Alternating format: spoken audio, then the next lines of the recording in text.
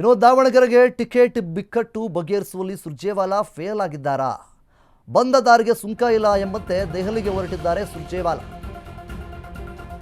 Davanagere ticket ಬಿಕ್ಕಟ್ಟು ಬಗೆಹರಿಸುವಲ್ಲಿ Surjewala fail ಆದ್ರ ಬಂದ ದಾರಿಗೆ ಸುಂಕ ಇಲ್ಲ ಎಂಬಂತೆ ದೆಹಲಿಗೆ ಮತ್ತೆ ಸುರ್ಜೇವಾಲಾ ರಿಟರ್ನ್ ಆಗಿದ್ದಾರೆ. ಕಳೆದ 3 ದಿನಗಳಿಂದ ಸತತ ಸಭೆಗಳನ್ನು ಮಾಡಿದ್ದ ಸುರ್ಜೇವಾಲಾ ಸಭೆ ಮೇಲೆ ಸಭೆ ಮಾಡಿದ್ರು ಆಕಾಂಕ್ಷಿಗಳ ಮನವೊಲಿಸುವುದಲ್ಲೇ ಫೇಲ್ ಆಗಿಬಿಟ್ರಾ?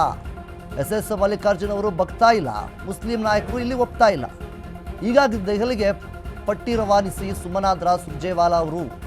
ಇದೀಗ ಬೆಂಗಳೂರಿನಿಂದ ದೆಹಲಿಗೆ ಹೊರಟಿರುವಂತಹ ಸುರ್ಜೇವಾಲಾ ಇಂದು ತಡರಾತ್ರಿ ಇಲ್ಲವೇ ನಾಳೆ ಅಭ್ಯರ್ಥಿಗಳ ಪಟ್ಟಿಯನ್ನು ರಿಲೀಸ್ ಮಾಡ್ತಾರಂತೆ. ದಾವಣಗೆರೆ ದಕ್ಷಿಣದಿಂದ ಸಮರ್ಥ ಶಾಮನೂರಿಗೆ ಟಿಕೆಟ್ ಬಹುತೇಕ ಫಿಕ್ಸ್ ಎನ್ನುವಂತಹ ಮಾತುಗಳು ಕೇಳಿಬರ್ತಾ ಇದೆ. ದಾವಣಗೆರೆ ದಕ್ಷಿಣದಲ್ಲಿ ಮುಸ್ಲಿಮರಿಂದ ಬಹುತೇಕ ಬಂಡಾಯ ಆಗುವಂತಹ ಸಾಧ್ಯತೆ. ಅತ್ತ ಬಾಗಲಕೋಟೆಯಿಂದ ಉಮೇಶ್ ಬೇಟಿಗೆ ಟಿಕೆಟ್ ಬಹುತೇಕ ಫಿಕ್ಸ್ ಎನ್ನುವಂತಹ ಮಾತುಗಳು ಕೂಡ ಕೇಳಿಬರ್ತಾ ಇದೆ.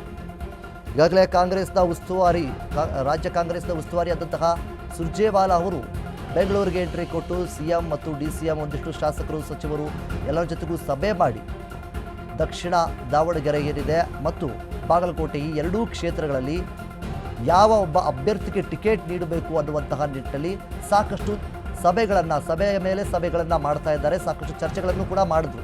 ಆದರೆ ಇದಕ್ಕೆ ಈಗ ಸದ್ಯದ ಮಟ್ಟಿಗೆ ಯಾವುದೇ ರೀತಿಯಾಗಿ ಸ್ಪಷ್ಟನೆಯೊಂದನ್ನು ತೀರ್ಮಾನವೊಂದನ್ನು ನೀಡಿಲ್ಲ.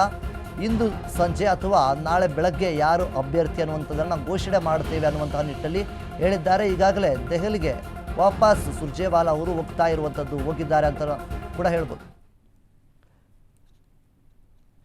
ಇನ್ನು ದಾವಣಗೆರೆ ಮತ್ತು ಬಾಗಲಕೋಟೆ ಈ ಎರಡೂ ಕ್ಷೇತ್ರಗಳು ಈಗಾಗಲೇ ಎರಡು ಕ್ಷೇತ್ರಗಳಲ್ಲಿ ಬೈ ಎಲೆಕ್ಷನ್ ಘೋಷಣೆ ಆಗಿರುವಂಥದ್ದು. BJP ಕಡೆಯಿಂದ ಈಗಾಗಲೇ ಟಿಕೆಟ್ ಘೋಷಣೆಯಾಗಿದೆ. ಟಿಕೆಟ್ ಅಭ್ಯರ್ಥಿ ಯಾರು ಅನ್ನುವಂಥದ್ದನ್ನು ಹೇಳಿದ್ದಾರೆ.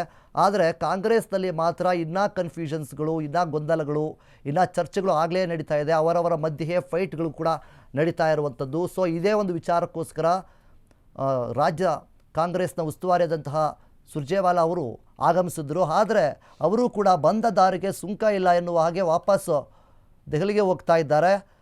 ಇವತ್ತು ಸಂಜೆ ಅಥವಾ ನಾಳೆ ಬೆಳಗ್ಗಿನ ಒಳಗಡೆ ಕಾಂಗ್ರೆಸ್ ಅಭ್ಯರ್ಥಿಯನ್ನು ಯಾರಿಗೆ ಟಿಕೆಟ್ ಅನ್ನುವಂಥದ್ದನ್ನು ಘೋಷಣೆ ಮಾಡ್ತೇವೆ ಅನ್ನುವಂತಹ ರೀತಿಯಲ್ಲಿ ಸುರ್ಜೇವಾಲಾ ಅವರು ಹೇಳಿರುವಂಥದ್ದು. ಏನಾಗುತ್ತೆ ಅನ್ನೋದನ್ನು ನಾವು ನೋಡಬೇಕಾಗಿರುವಂಥದ್ದು. ಎರಡೂ ಕ್ಷೇತ್ರಗಳಲ್ಲಿ ದಾವಣಗೆರೆ ಮತ್ತು ಬಾಗಲಕೋಟೆ ಈ ಎರಡೂ ಕ್ಷೇತ್ರಗಳಲ್ಲಿ ಕಾಂಗ್ರೆಸ್ ಅಭ್ಯರ್ಥಿ ಯಾರು ಅನ್ನೋದು ಇನ್ನೂ ಕೂಡ ಫೈನಲ್ ಆಗಿಲ್ಲ.